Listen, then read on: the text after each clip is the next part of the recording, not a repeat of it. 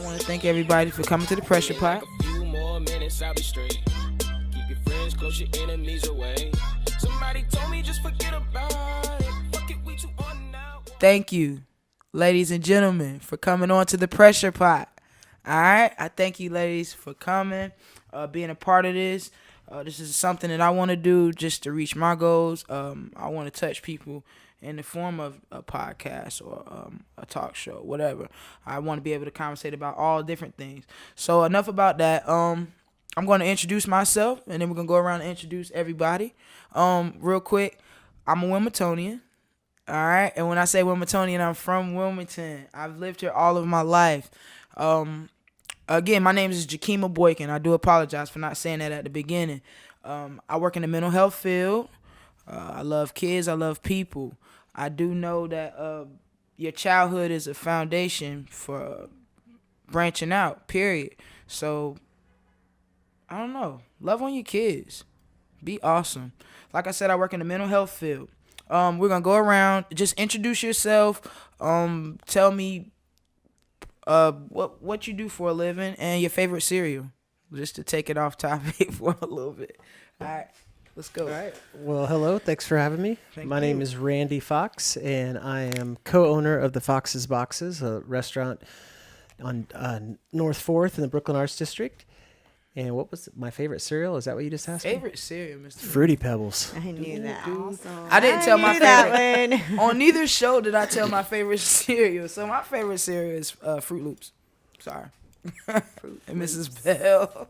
Okay, my name is Twina Bell, and I am a behavioral health therapist. I specialize in mental health issues on a continuum as young as early childhood up to adulthood. Oh, that's awesome. I am a native of southeastern North Carolina, and I have dedicated the last 15 years of my life to helping my community and helping others reach their fullest potential. That's awesome. Thank you for having me. Thank you for coming, Miss Yes. Bell. Favorite cereal? Oh, favorite My cereal. favorite cereal. Favorite cereal. My favorite cereal is Raisin Bran. Oh. Yes. That's the second person. It's All right, healthy, cool. healthy, You got the healthy, right. You got the so- right people over there, and the right people over there. Y'all for healthy. sure. We Yes. eating Oh, healthy we'll over see. here. All right. My name's Rachel Fox, and I am the other owner of the restaurant, the Fox's Boxes, located on North 4th Street. And, well, we opened our restaurant. So my master's is in public administration. I also have a nursing degree. Have spent my life focused on poverty, addressing the issues of inequities and poverty. So we opened our restaurant specifically to do job training, to do workforce development, which of course you know is how we met.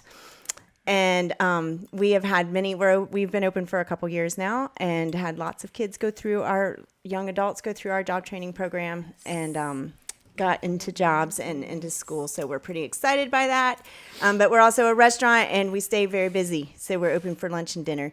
And my favorite cereal is pretty much all kinds. I could eat cereal for...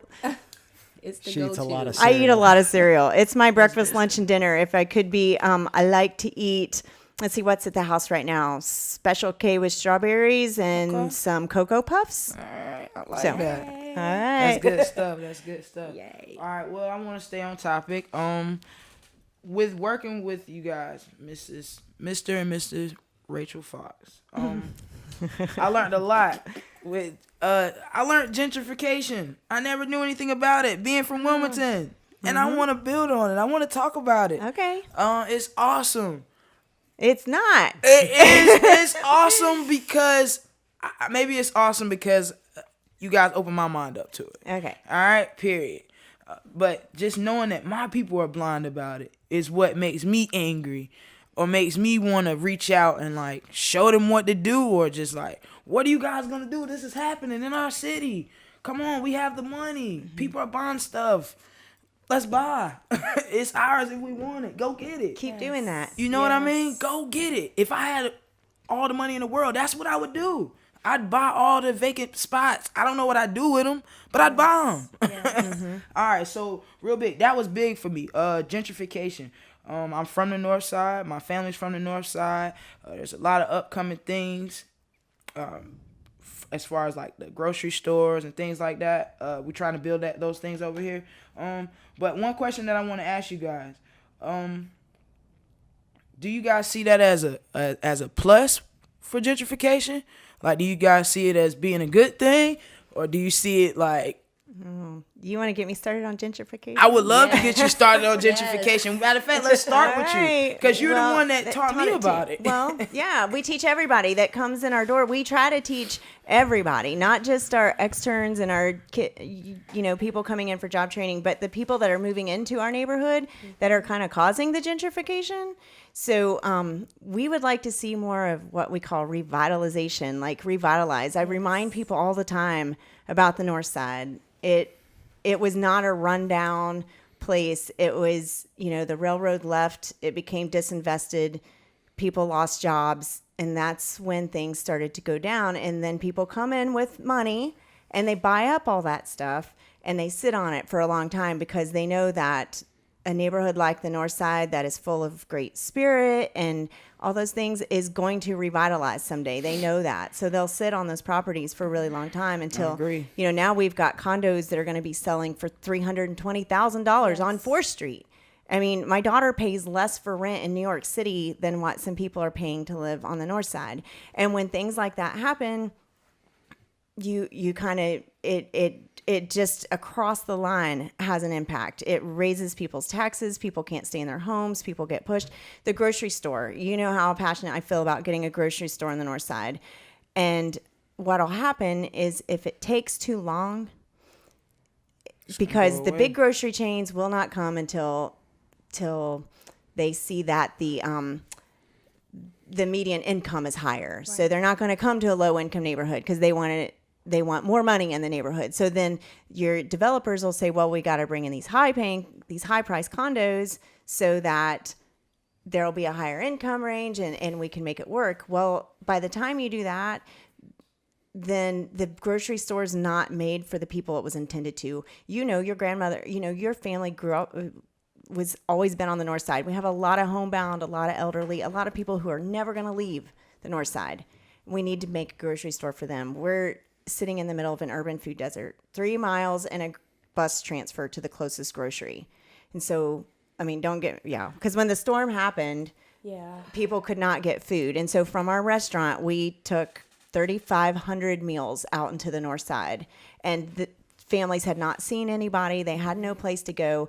And so when you talk about gentrification, to stay back on that topic, it's not a good thing, but if we could change how it's happening. And so like right now we're working on a mural project. So Dreams is a nonprofit on the North Side, and they're working on this mural project to showcase the history of the North Side and the vibrancy and the beauty and the history that was there. It needs to go a place where the new people coming in. So I always tell these new people that find our restaurant and that come in the door, you need to see this as you're weaving into this space. This is not, you're not renewing a space, you're I like that. entering it. You're like a thread in the canvas. So bring what you have and add to it, but join it and come together. And that's what we hope a restaurant can do.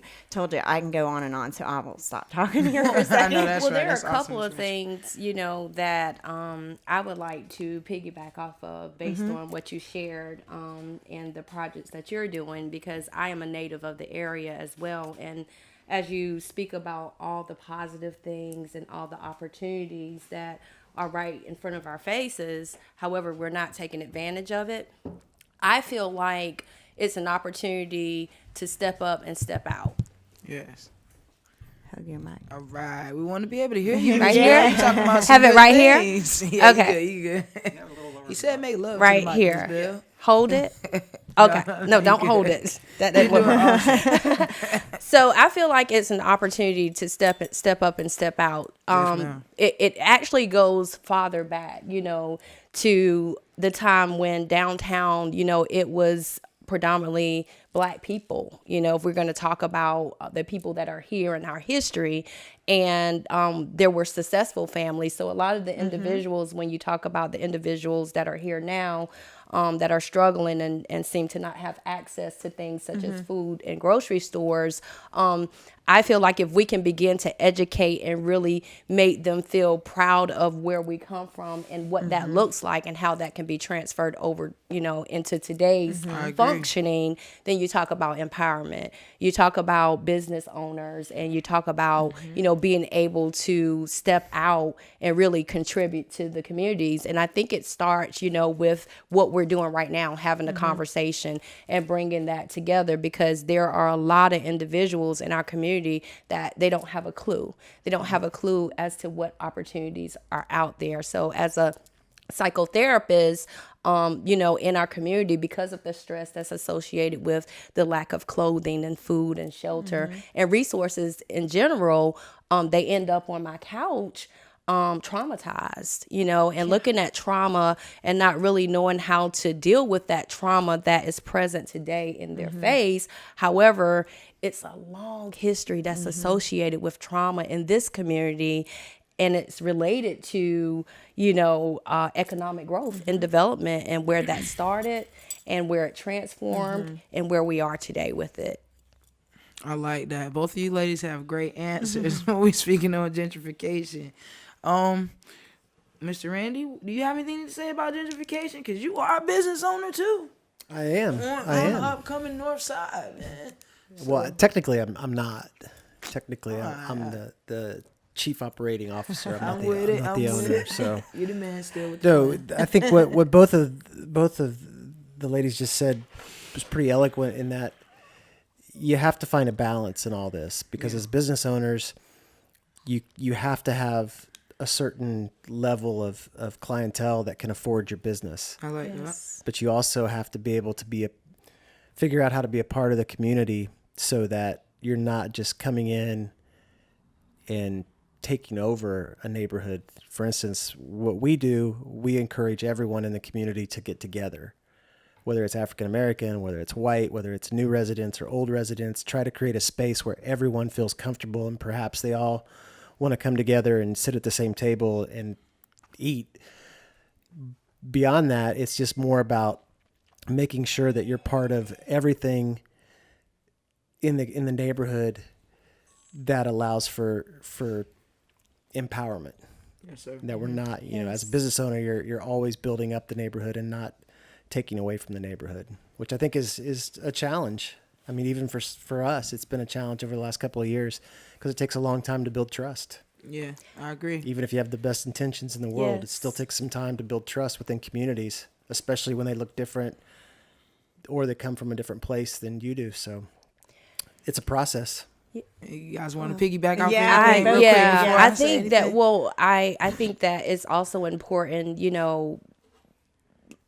what you're doing now. You're bringing, business owners together from two totally different fields. However, we're having the conversation. So I think that what you're doing with your program is just absolutely amazing, because just in the 30 minutes that we've been here, we've been able to share resources with each other, but it's all geared back to serving the community I learned that and from bringing Miss people Rachel. together. Yeah. So that makes me really excited, because, a lot of times, especially when you're a business owner and you're not a part of that large chain, and it can be difficult. It can be difficult to build the clientele. It can be difficult to get them to trust you and to really have confidence in your outcomes, even when it comes to stakeholders outside of the community, but the people that's gonna bring that funding to you and to give you that platform that you need to really make a difference. And I think about the community health center that's down here, and it's great. The community health center is doing, awesome things. However, my goal is my work goes beyond just the center-based treatment, because everybody's not going to walk into the community health center. So we want the individuals that would allow us to come into their home or to show up, at the schoolhouse to speak on their behalf, or even we may look at doing a session after church so that, the preacher and the grandmothers and the caregivers can all have the tools that they need to go out there and impact and make change within the families. And so when you talk about your training program, I get really, really excited because, awesome. you know, our kids are struggling and, you know, it's about a hand up, not a hand out. Exactly. And so with programs like yours and programs that we implement from the counseling psychology framework is you put those things together and you look at things from a biopsychosocial standpoint, meaning that we need to address health issues. We need to address your finances. We need to address your mental health. You know, we need to address your ability to advocate for yourself. And when you can, no one can do it alone. I can't do it alone. You guys can't do it alone. But together, we can definitely make a change. And I'm excited about Yeah. I that. like that. That's Yeah. awesome. Together. So can I piggyback? Hey, please. All right. Please, we got time. Well, multiple things. Well, one, so I have a background in mental health. My first degree was nursing. I worked as a high school nurse, and I've always felt very Mental I've health. always seen that we kind of skip over our our late teens and our young adults. They, you know, we have a lot of programs and a lot of services for our young people. And there's that period of time, and we've got 3 kids actually in that transition right now, transitioning to adulthood. Jakima, you came to us right as you were transitioning really to adulthood, and there's so much to do. It's so stressful and so overwhelming. I gotta disagree. Hold on. What? I felt like I was already in adulthood. I just didn't know where I wanted to go. Okay, And you where guys kind of directed me a Yes. little bit. You But know that's what I mean? part of it. You Yes. definitely put my skills in order for me. Yes. Exactly. But I feel like I've been in adulthood because I've been working, paying bills since I was Yes. 15. Yeah, exactly. But Yes. you, but Not you too were many with people us. can say that. Right. This summer, we got those 3 boys that were rising seniors. Yes. And you saw that none of them really had the support and had the guidance to help navigate through through a system of just figuring out where do you go from here. I agree. So on that, but then on another thing, so I get so excited too. Well, one, extremely proud of Jakima because when she Yay. did come to us, she knew that didn't was know, and coming. we've just watched her. We were just Still talking kinda about don't it. know. She was walking with her grandma the other night by the restaurant, and she turned the corner, and Randy and I looked She at each did. other She like we ran were out when I looking at told her one you of were our out there. kids. Yes. I We're just like, we're always so want proud of to. her. I just want to rewarding. keep it family oriented because I know that's who built the foundation for me. Yeah, I but- always think to myself, I could be doing this, and this. Why not do it with my family, man? Well, there you I'd go. rather do it with my family. And just to speak on those guys that we work with, they got the foundation, they got all that stuff that I got, but like, where are they at now? They're doing great. Yeah, Right. they're And I really wanna doing keep great. Keep them like that. And One's I- working at the hospital, one's doing a pilot program with us and going to school, and the other one is working 2 jobs and finishing up school as well. So they are doing great. Proud of them. I will We do. get proud of our kids. But one thing, so I'm an action taker, and I like to get things done, and I like to see things happen. And so when I went back and got my degree in public administration, public policy, the idea is you'll go and work for the public sector, and you'll work to have an impact on our policies. And I knew the bureaucracy, I knew the red tape. And I also have always, I went to a conference when I was a high school nurse, and they talked about, and Randy even said that just a few minutes ago, is food brings people together. I agree with that 100%. And I knew I knew people would walk through the door, all kinds of people. We've had the governor of North Carolina and his team come in. The great same people. time he was sitting in there, we had multiple people from the north side. I was able to bring people, Yes. and we are able to talk about these things. They're at the restaurant every single day, all day long. You never know what's going to be going on inside our doors. It's kind of but that was the reason. And I told Randy, I said, we can make a bigger difference having a restaurant Yes. where we see the gentrification happening. We could put something right there.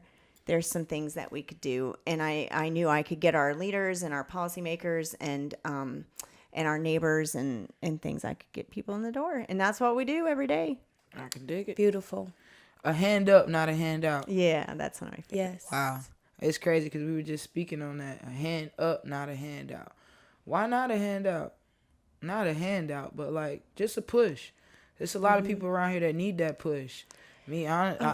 Myself, if I didn't have that push every day, I But don't know that's where your I don't- hand up. Right. That's that. Cool. Yeah, because you have to be careful with like codependency. So a handout is kind of like when you think about a young child that is transitioning from being in the home and they transition, say, to Head Start. And so for the 3 years of their, initial life experiences, they've been with their parents, mom and dad or grandma. They're doing everything for them. And then when they transition, they get into the school setting. And for some kids, that's very, very difficult because they didn't have that caregiver, that one-on-one to depend on. So typically they may struggle. So when I mention a hand up, not a hand out, we want to teach people responsibility, freedom, and respect. We want to give the people the skills, and we want to continue to follow them and support them and allow them the opportunity to grow and develop versus just handing them, giving them the job, but not having the resources in place for them to maintain the job. I like that. Yeah, I so like that's that that hand Yeah. up. Do you know that quote about like you give a man a fish, he'll eat for a day. Yeah, teach him how to fish. Teach he'll him how to eat for a fish. lifetime. He'll eat for life. So that's the same thing. So we could give you fish every single day, and you would have food every single day, and that would take care of it. But if we teach you how to fish, you're going to be able to take care of yourself. Yes. You're going to be self-sufficient, and that's our whole goal at the restaurant is to help people get to that place of self-sufficiency. Yes. I just feel like I'm leaving people out. I always told myself when I speak, I'm speaking for the people that don't talk or don't Right. that are not speaking out on their problems and things like that. So I always want to be well rounded when I speak. So real quick, because working with you guys, I got a chance to see the business part of it. Not all the business part of it, but I got a chance to see the business. So I just want to know why. I don't know if they're afraid or what, but why people are not like branching out. You guys took a step forward and opened a business. You know what I mean? I don't know. You mean was why it- people around you aren't branching out Yeah, to start? I want to Do you know wanna go why. that And way? I don't know. Maybe you had the vision. Money. She put the dream together, or They don't have any they got money. the money, man. They got the money. Well, money's not the issue okay. anymore. I can't agree to that. Well, let me say that it was so hard. It is not opening your own business and being a small business owner is not as what do you Romantic? romantic as what it appears to be in all of the open these magazines, and the Small Business Association is going to give you loans, or they're not it's not that easy. It's not what I thought, and I was in for a really big eye opener, I guess you should say. And the reason I would say is people don't want to put in the effort and the work. It took me, Jakima, you'd rather be 2 complacent. years 2 years, once a month, every month, going to the Small Business Training and Development Center Yes, ma'am. to work on the business plan while I was in grad school, while I had 3 kids, while I was working full time. And then I came home from my counseling session with my business counselor, and I would work all night long on these business plans and these projections and these things. And it's still Dedication. is Yes. hard for me to get back into the office and work on all these things. And I've had to learn so much. And applying for a small business loan is unbelievably just, it's not easy. It's complicated, and we were denied the loan, Yes. and we had Okay, that makes 800 me feel better. Yes. So Randy and I had Well, No, 800 you guys got credit denied. scores. Yes. Yeah. Because I got a bunch of Yes. friends You have that to reached out, understand. and they always want to blame it on race. I didn't mean to cut you off, Mr. Randy. No, you're fine. But they always want to blame it on race or race. Period. I guess that's what it is. Listen, Oh, we- we didn't get the business loan because we were black. Da, da, da. But I think that just cleared the line right there. For We me. had- you guys got denied as well. Randy and I both had. So they look at your, you have a credit score, right? Yes, you have ma'am. a FICO credit score. Randy and I had 800 credit scores, which are excellent credit scores. Excellent. He's been working in general manager for Fortune 500 for the Olive Garden, for Darden Restaurants for 15 years. Prior to that, another 15 years. So his restaurant experience was out. I mean, no one has more. He's an expert in it. I can agree to I had that. 2 college degrees. We had savings. We had all of that. 800 credit scores. We And they applied denied you for the guys. loan, and they denied us. And what we hear over and over is the responses come back and they say, well, we like to see you're a restaurant. Restaurants are high risk. But I had another friend who wanted to open a gym, also white, mind you, I wanted to open a gym. Gyms are high risk. They come back and they say everything is high risk. We want to see you 12 to 24 months. And then they came back and told us 36 months. So 1 to 3 years, they want to see you have positive revenue growth before they'll give you a loan. Wow. Well, then that means hopefully by that point we won't need the loan, but how do you have to have seed money. You have to have somebody, because what ended up happening to Randy and I is we don't come from families of money. We don't come from any of that. So we had given some non-refundable money to get into that space because we saw the vision, we knew what we could do. And when we gave that non-refundable money, then they came back and denied us. The only thing we could do is get credit cards. And so Randy and I have debt. We've not been paid in our job for 3 years. So if you want to know why people don't do it, it's because you really have to be doing it for what to be your passion. It has to be passion, and you have to be dedicated, and you have to be an Energizer bunny. I don't think I could let the pressure off though. I got too many friends with money. Well, I think that's important, and I like to hear you say that because this is one of mine and Randy's things is we want to see up and down 4th Street, there needs to be, and you mentioned that we need to have diverse businesses in there. Yes. Again, we need to have places for everyone. Like, we love all the barbers that come into the restaurant and stuff, but we need more than just barber shops. Yes, You know, we need some places for absolutely. people to shop, and we need candle stores. I don't know. We just need stuff. You guys think we can open stuff over there though? I know You think they let us if we try? We Well, reached out. Right? yeah. Let's get some Awesome. places Yes, open. Absolutely. I just don't know where to tell them to start because, like I said, I have friends with money, which is Well, why I I can don't help know you with what- that. I don't know where to.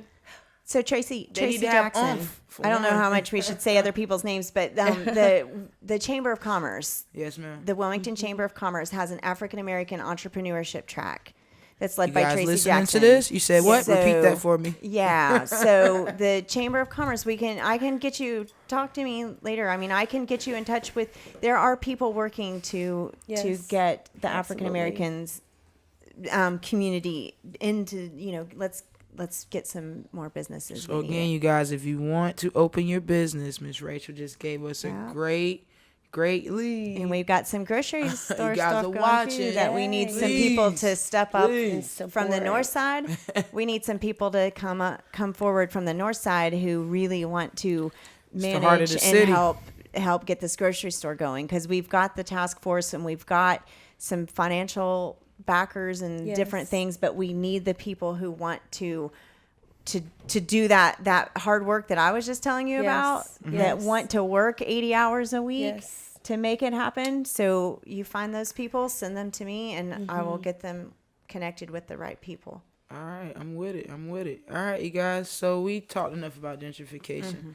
I'm gonna switch over a little bit just because I got some educated people in the building. All right, I want to speak on school inequality. Somebody ran that by me real quick, and I paid attention to it, but I never studied it. I never looked behind it. Look behind the scenes. So I think that's it's big and it's going on. It really is. So I read something the other day. It spoke upon, what did it say?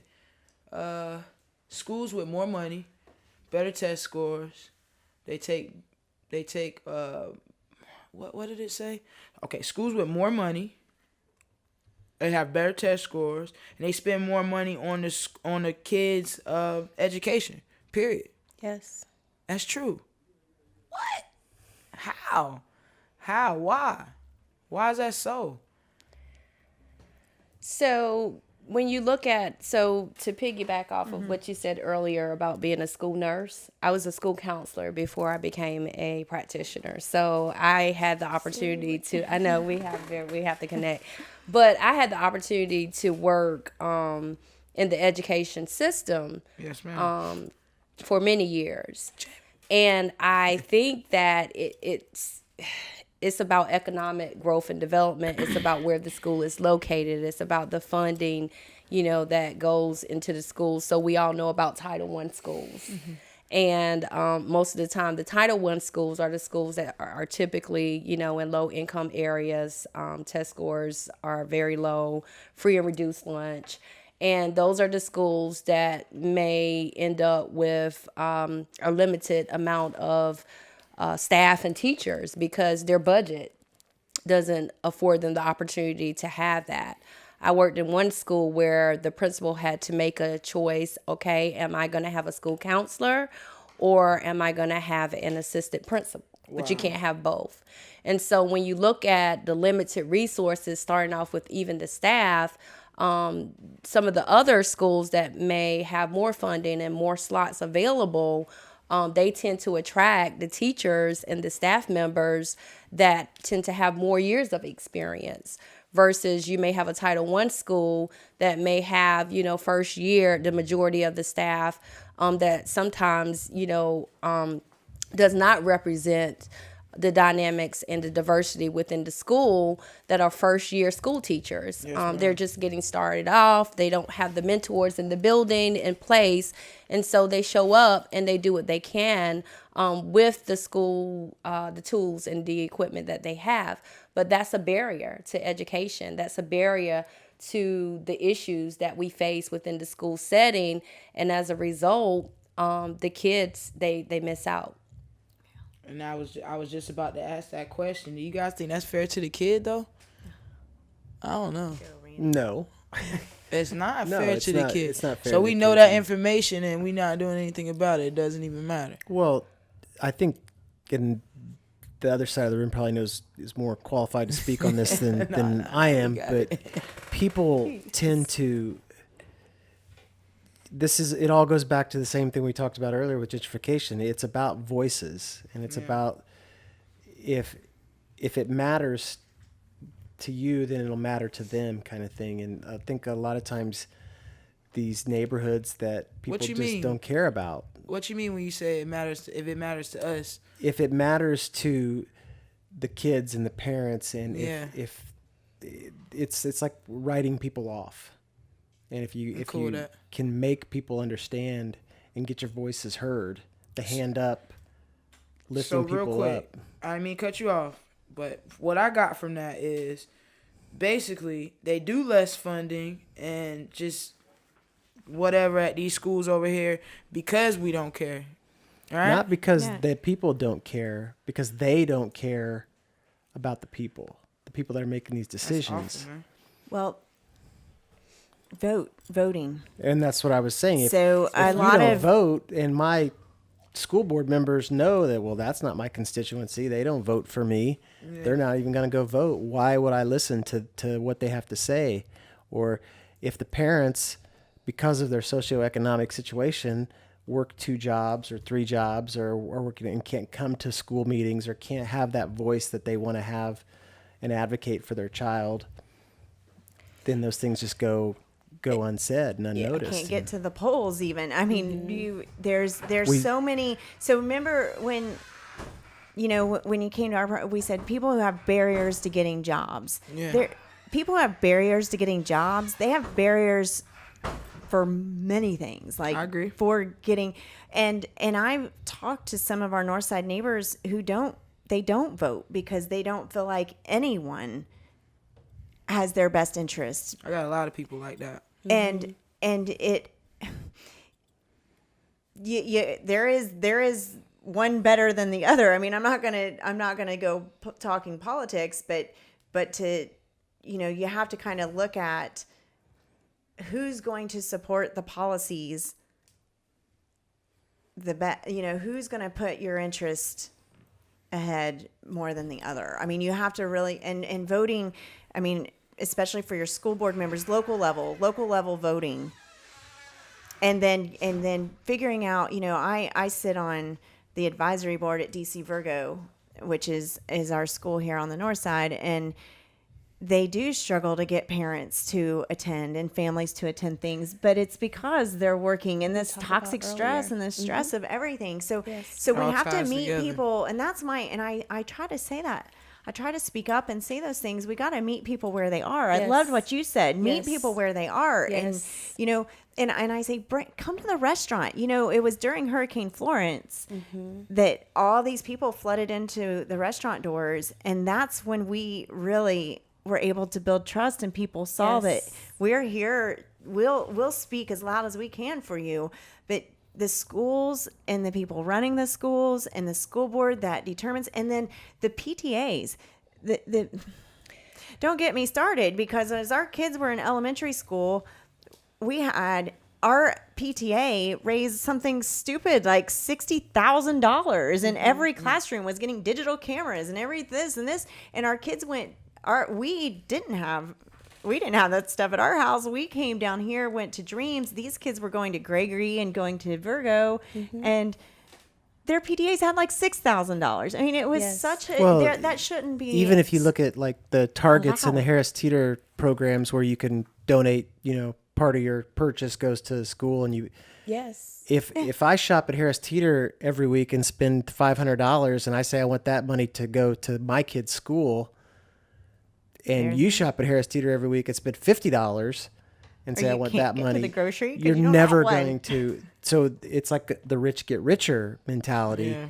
And so it's kind of upside down. You have to figure out, well, maybe that, money should go to not my kid's school because they don't really need it, but this school doesn't have as much. So, and that's how you can lift that school up and keep everything on even pair. But you see this just went on with the redistricting of Williston, what they want to do with Williston long term and these type of things. And it's complicated in that you can't just cover it with one blanket statement and say, well, we're doing this because of this. But at the same time, we all have to educate ourselves on what's really going on and what's best for all these kids, because otherwise the ones without a voice, no matter who they are or where they are, if they don't have a voice, they'll get left behind, and they'll be the ones that lose in any situation. It's always going to be the squeaky wheels are going to be the ones that get the grease. Right.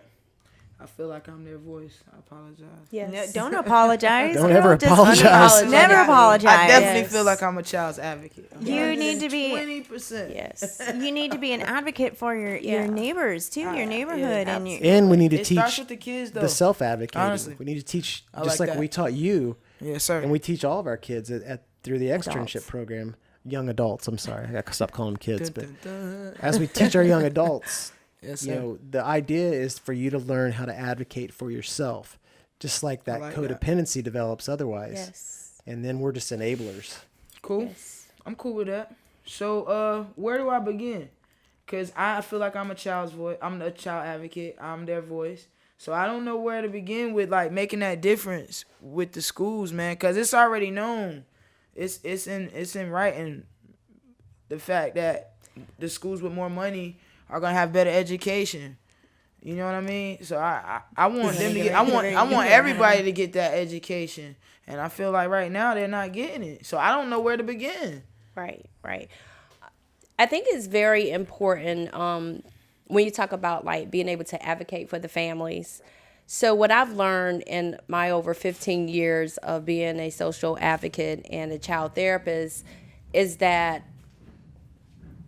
when you talk about PTA meetings, I don't even know anything about PTA meetings growing up because my mom didn't attend them because my mom was a single mom and it just wasn't a priority because by the time she got off of work, she was too exhausted to get up and go back out to the school. Yeah. And so when you talk about being able to advocate for families that are in this area that struggle with, you know, being able to advocate for themselves, I think it's about having those conversations outside of the school first. Cool. And bringing those people together and having a intentional strategy in place to communicate and to talk about the issues that they face and then showing up for them from the standpoint of, okay, if you can't make it to the meeting, then we have a team right here and we're going to go out and we're going to advocate for your child individually. Okay, if you have an IEP in place, but you're not receiving the services that is needed, we're available to you so that we can speak the school language, but we can also speak your language. And we can also take action to get things done. And I think that that has been very, very successful. I work in the private sector as a therapist, but I'm at the schools all the time. Not because the school invited me, but because I'm so in tune with my families and the issues that they deal with that go beyond just the therapy office. And when they call me and say, Miss Bell, the teachers are emailing me because the parent gave me that first contact to say, hey, here's the therapist. We need to get something done. I consent for her to sit in my meetings. So now I'm getting emails from the teachers that saying, hey, Sally has an IEP meeting in 2 months. Can you attend? And then, you know, that when you're at the meeting, that's when the school will begin to have respect for you because you're speaking on behalf of that family and you're able to articulate to the school what this child really needs. And when I was a school nurse, I would Yes. advocate to sit in on those meetings as Yes. well because you have to treat the whole child. But for you, Jakima, what I would say is number one, educate yourself on your schools that are right here, and you can help bring together families. And you have a car. You could set up a carpool, get them to the school board meetings, get them to listen to what decisions are being made at that level, and then get them to vote, you know, for the people that are going to support their programs. And you can also get involved at like the local schools. They need volunteers like you would not believe, and you would be really great at volunteering at the school. I'm with it. All right, you guys. Sorry, we got to wrap it up. I don't need to say sorry. But anyway, thank you guys for coming on to the Pressure Yes. Pot. I enjoyed everybody that's on here today. Real quick, can you guys give them their contact information just in case they want to reach out to you guys? They got questions because we got some great people right now on this show. So how can they get up with you, Mr. Randy? Well, they can come find us at the Fox's Boxes, 622 North 4th Street, downtown Wilmington. We're always there. We're there every day of the week. And pretty don't much forget sun to up get the sundown. strawberry wrap, strawberry Peanut butter peanut and butter fresh peanut fruit butter. wrap. All right, Gotta don't get it. forget to get that. That's my Yeah, job. and you can email us too at it's the foxesboxes@gmail.com, and you can visit our website at thefoxesboxes.com and learn all about us, who we are, what we're doing there, And and It's important too. We want everyone in the community to know you can come to the restaurant. You don't have to spend any money just to come to the restaurant. It's you can come awesome. play games. You can just We hang want out. Well, people we to tell you come that all and the time. Yes. be around. Don't feel like you have to come in and buy stuff. It's definitely a chill spot if you guys want to chill, and we can definitely play chess if you want to. Miss Bill, how can they get in contact with you? So I can be reached at 800-959-8911. That is a toll-free number. You can contact me that way. My email address is twynabelltherapist@gmail.com. That's TWYNA. Yes, ma'am. BELL therapist@gmail.com. And we are always looking to partner and to keep people uplifted. That's awesome. Thank you guys again for coming on to the Pressure Pod. Dun, dun, dun. Yay! We done. Dun, dun, dun.